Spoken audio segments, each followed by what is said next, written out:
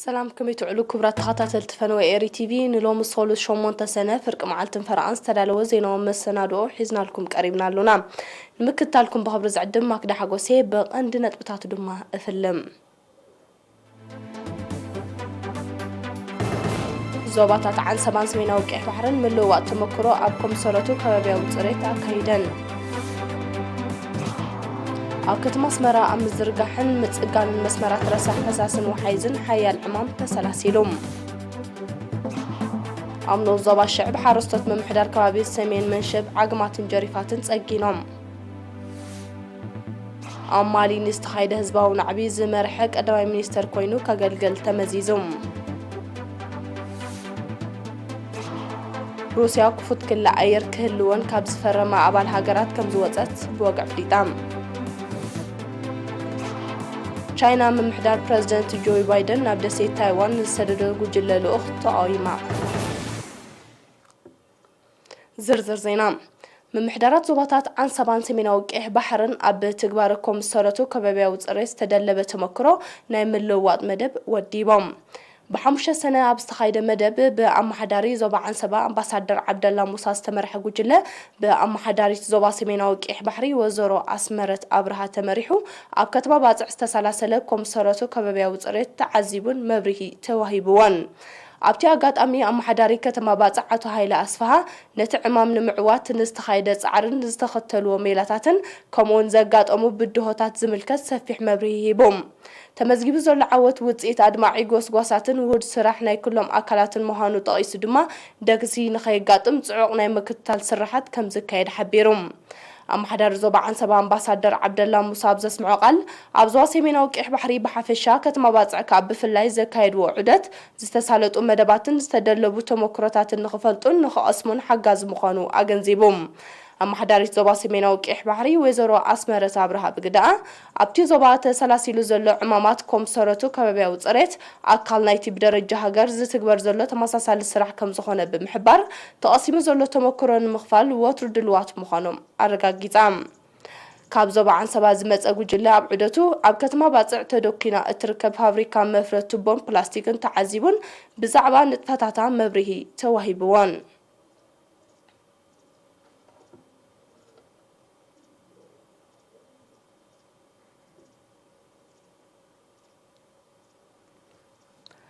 ኣብ ከተማ ኣስመራ ምስ ስፍሓት ከተማን ምውሳኽ ብዝሒ ነበርትን ብምዝማድ ኣብ ምዝርጋሕን ምጽጋንን መትረባት ረሳሕ ፈሳሲ ሓያል ዕማም ከም እተሰላሰለ ተገሊጾም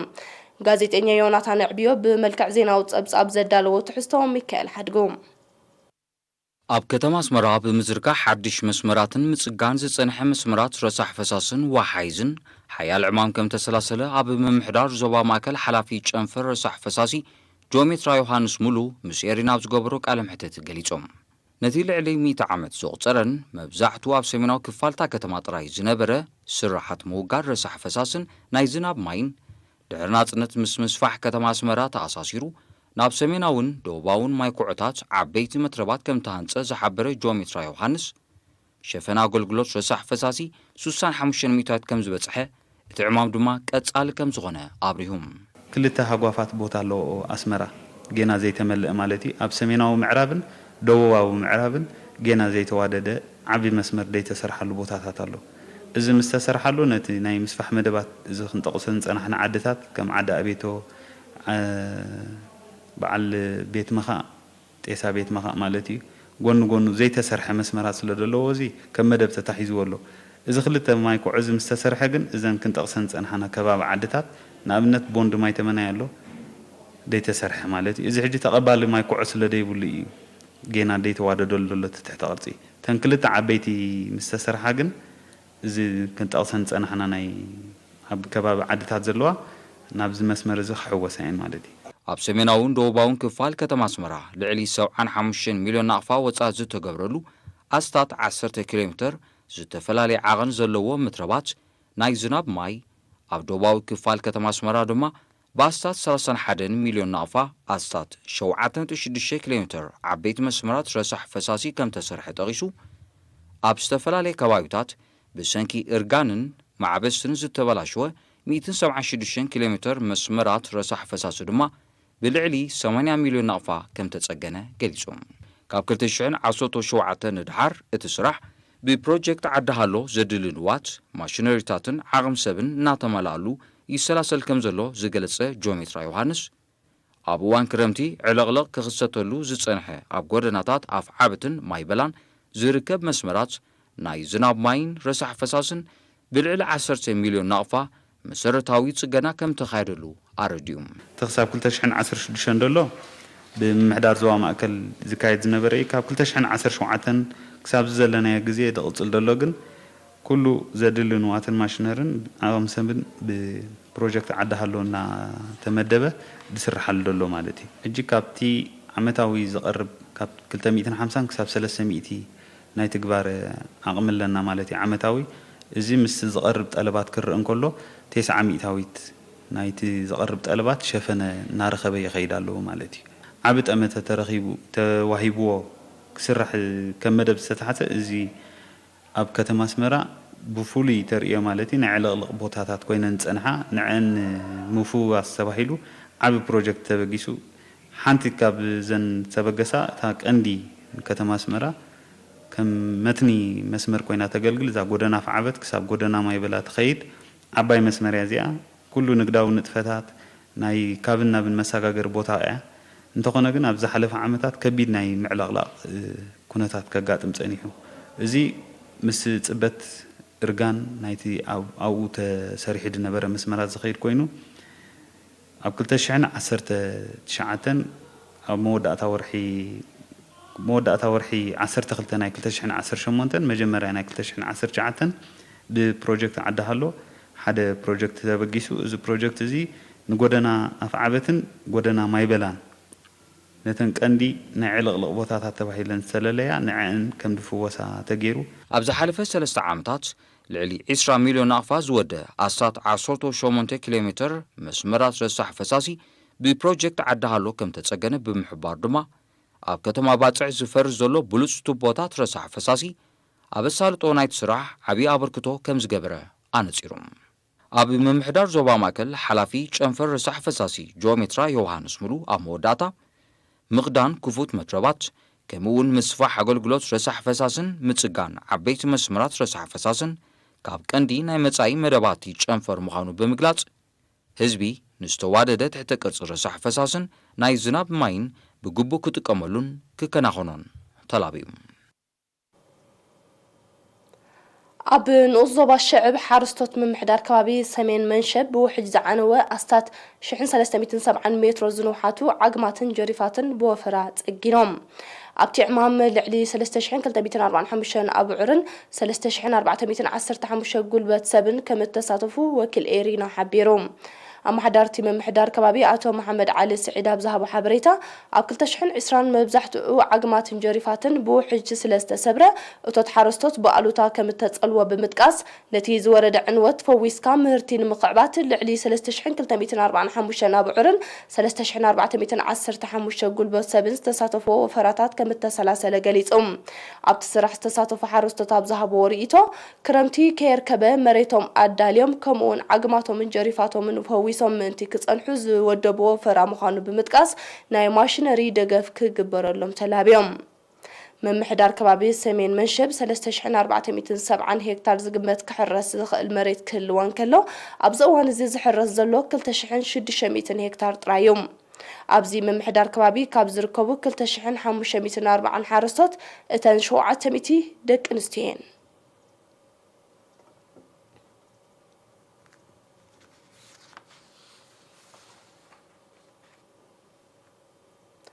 ኣብ ንኡስ ዞባ መጎሎ ተመሓላለፍትን ዘይተመሓላለፍትን ሕማማት ብምቁፅጻር ጥዕና ዜጋታት ንምውሓስ ውፅኢታዊ ስራሕ ይዕመማሎም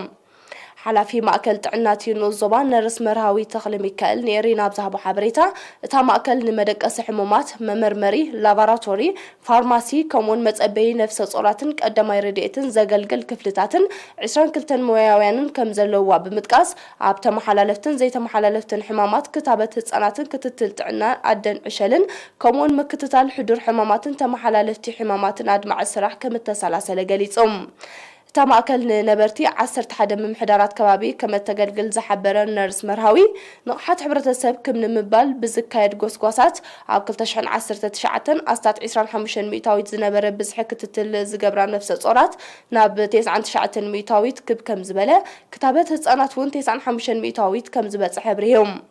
تجلجلتي أبزهبو ريتو إذا ما أكلت عنا مو حاسة عنا براح نقحاتهم من لعلا استواصو كم زلوا بمتقاس نمعبالة كاب زحتت كبركتو أرقاقيت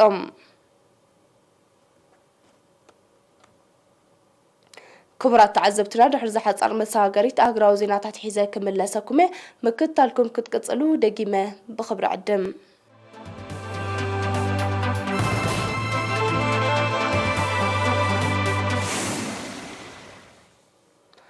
ኣብ ዜናታት ወፃኢ ፕሬዝደንት ጊዜያዊ መሰጋገር መንግስቲ ማሊ ብምዃን ትማሊ 7 ሰነ ቃለ መሓላ ዝፈጸመ መራሒ ዕልዋ ዘካየደ ጉጅለ ሰራዊት ኮሎኔል አሳሚ ጎይታ ኣብ 2020 አንጻር መንግስቲ ማሊ ንዝተኻየደ መጠን ሰፊሕ ህዝባዊ ናዕቢ ንዝመርሐ ቾግዌል ማይጋ ከም ቀዳማይ ሚኒስትር ጊዜያዊ መሰጋገር መንግስቲ ሃገር ኮይኑ ከገልግል መዚዝዎም ድሕርቲ ኣብ ዝሓልፈ ወርሒ ነሓሰ ዝተፈጸመ ዕልዋ መንግስቲ ኣብ ዝቖመ ሓድሽ ጊዜያዊ መሰጋገር መንግስቲ ዝኾነ ናይ ደረጃ ሚኒስትርነት ባይታ ዘይተዋህቦ ንሓያሎ ተቃወምቲ ፖለቲካውያን ሰልፍታት ዘላፈነ BM 5 ዝፍለጥ ምልዓል ብዙሕ ቅሬታ ከም ዝነበሮ እዩ ዝግለጽ ዕልዋ ዘካየደ ጉጅለ ሰራዊት ንመራሒ ናይቲ ተቃውሞ ፖለቲካዊ ሰልፊ ከም ቀዳማይ ሚኒስትር ኮይኑ ከዓይን ካቢነ ብምምዛዝ መንግስቲ ክምስርትን ሓላፍነት መሃቡ ድማ እቲ ዕልዋ ዘካየደ ጉጅለ ሰራዊት ንዝኣተዎ መብጻዕታት ከም ዝትግበር ዝእንፍት ምዃንዮም ዜጋታት ሃገር ዝሕብሩ ዘለዉ ስልጣን ብሓይሊ ንምጭባጥ ብዝተገብረ ተኸታታሊ ዕልዋታት መንግስቲ ከምኡውን ብመጥቃዕትታት ተቃወምቲ ሓይልታት ምስፍሕፋሕ ሽበራውያን ጉጅለታትን ዓሌታዊ ግጭትን ጸጥታ ማሊ ብኸቢድ በኣሉታ ተጸልዩ ከም ዘሎ እዩ ዝግለጽ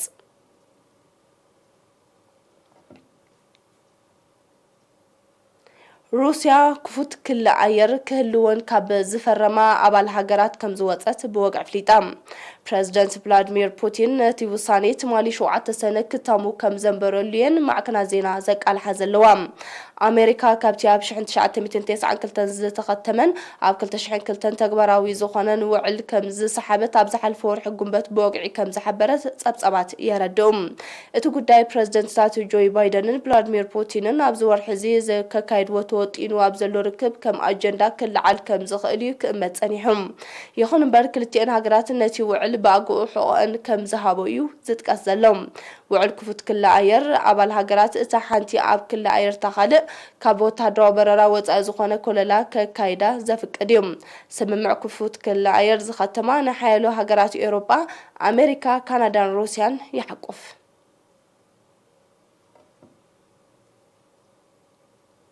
تشاينا من محدار بريزيدنت جوي بايدن بشدش سنة نابدسي تايوان نزسلدو جوجل لوخ تقاويمام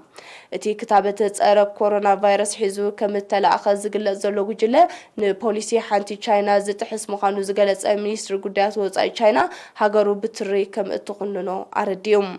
أمريكا قديما نبتا دسيت اللوقات كم سددت زتقصو تصبصبات تشاينا نتسقمتي كتقاومو كم تسانحت يحبروم تشاينا قدم حجي اب مونغو أمريكان دسيت تايوان بزتبصح سممع شمت أصوار قطع مقلاص أي ذكر دسيت تايوان أكل لو جزءاتها مخانيا تشاينا تحبر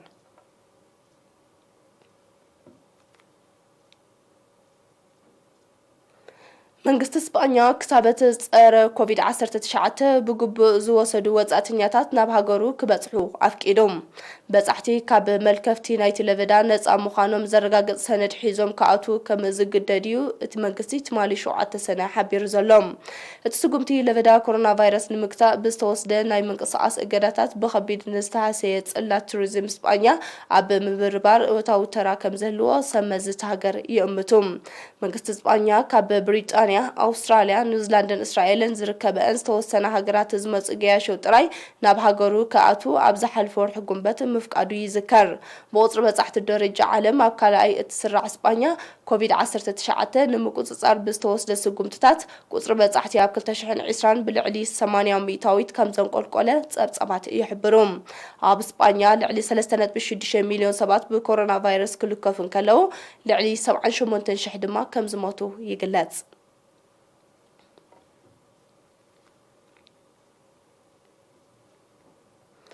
ኣሃዱታት ጸጥታ ኣውስትራልያን ኣሜሪካን ብዘካይድዎ ሓበራዊ ስርሒት ኣብ ምስግጋር ዘይሕጋዊ ዕፀ ፋርስ ኣጽዋርን ንግዲ ደቂ ሰብን ተዋፊሮም ምንባሮም ዝተጠርጠሩ ልዕሊ 250 ኣባላት ጉጅለታት ገበኛታት ኣብ ትሕቲ ቀይዲ ከም ዘእተዉ ማዕከናት ዜና ሎሚ 8 ሰነ ኣቃሊሐን። ጉጅለታት ገበኛታት ዘገልግሉሉ ሳይበራዊ መስመራት ብምስርሳር ብዝተኻየደ ምክትታል ኣብ ኣውስትራልያ፣ ኤስያ፣ ደቡብ ኣሜሪካን ማእከላይ ምብራቕን ብጥቕላላ ኣብ 18 ሃገራት ዝነጥፉ ኣባላት ውድብ ገበናት ኣብ ትሕቲ ቀይዲ ከም ዝኣተዉ እዮም እቶም ሰመዚ ገሊጾም። በቲ ስርሒት እዚ ብኣማኢት ዝቁፀር ኣጽዋርን ልዕሊ 30 ሚልዮን ዶላር ጥረ ገንዘብን ከም እተታሕዘ እቶም ሰመዚ ሓቢሮም። ቀዳማይ ሚኒስትር ኣውስትራልያ ስኮት ሞርሰን ኣብ ዝሃቦ መግለጺ እቲ ስርሒት ኣንጻር ጉጅለታት ገበኛታት ኣብ ሃገሩ ጥራይ ዘይኮነ ብደረጃ ዞባን ዓለምን ከቢድ ጽፍዒት ምዃኑ ብምጥቃስ ኣሃዱታት ጸጥታ ኣውስትራልያ ልዕሊ 224 ጥርጡራት ኣብ ትሕቲ ቀይዲ ከም ዘእተዉ ገሊጾም። መንግስቲ ኒውዚላንድ በወገኑ ምስቲ ስርሒት ብዝተኣሳሰር 35 ጥርጡራት ከም ዝሓዘ ኣፍሊጡሎም።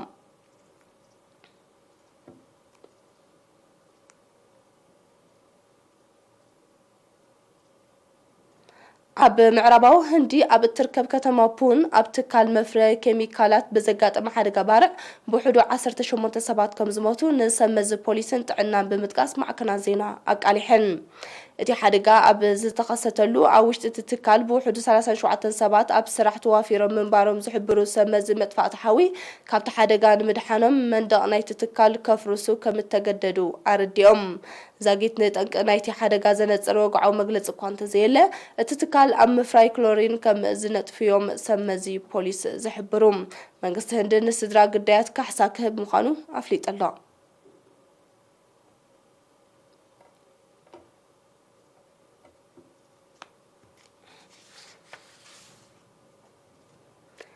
ንሰዓት ዝተላለወ ዜናዊ መሰናዶና ንምዝዛም ቀንዲ ኣርእስታት ዜና ከዘኻኽረኩም። ዞባታት ዓንሰባን ሰሜናዊ ቀይሕ ባሕርን ምልውዋጥ ተመክሮ ኣብ ኮምሰረቶ ከባቢያዊ ጽሬት ኣካይደን። ኣብ ከተማ ኣስመራ ምዝርጋሕን ምጽጋንን መስመራት ረሳሕ ፈሳስን ወሓይዝን ሓያል ዕማም ተሰላሲሉ። ኣብ ንዑስ ዞባ ሽዕቢ ሓረስቶት ምምሕዳር ከባቢ ሰሜን መንሸብ ዓግማትን ጀሪፋትን ጸጊኖም።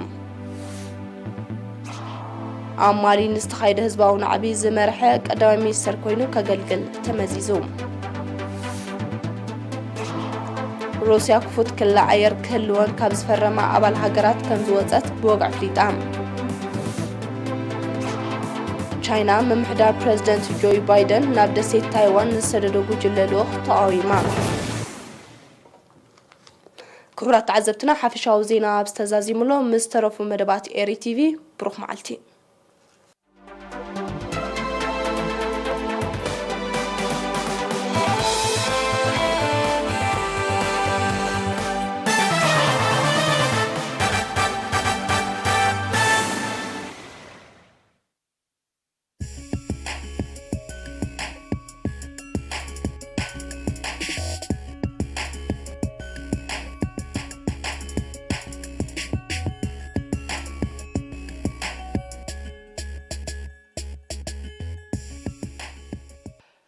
سلام كما يتعلو كبرات عزب تعطاو زينا سبورت انه زينا زغرب لكم ميكائيل حدكم.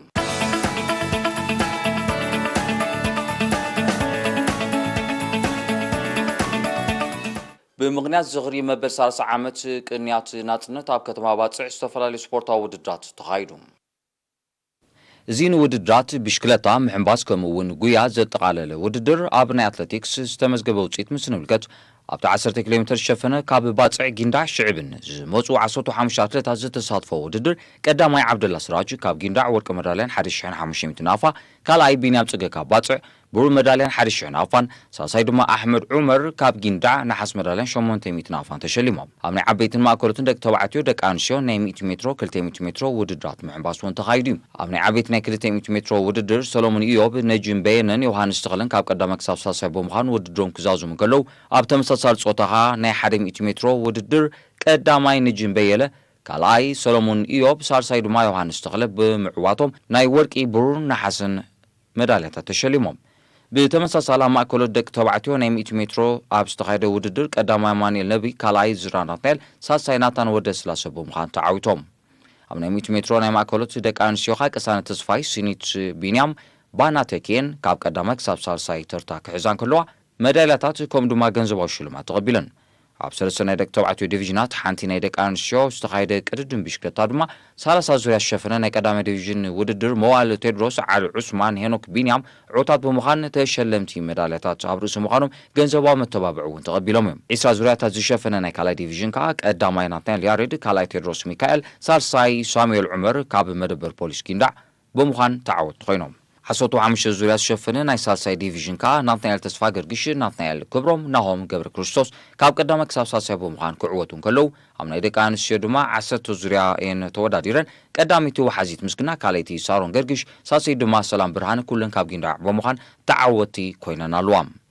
ኣብታ ኣጋጣሚ ምሕንባዝ ዝነጥፋ ደቂ ኣንስትዮ ክፍለ ሰራዊት 15 ከተማ ባፅዕን ንምትብባዕ ካብ ኮሚሽን ስፖርት ዞባ ሰሜናዊ ቀይሕ ባሕሪ ስፖርታዊ ዕቂ ተበርኪቱለን كبرات عزبتنا الساعة استدالو على توزيع سبورت أبزي في السلام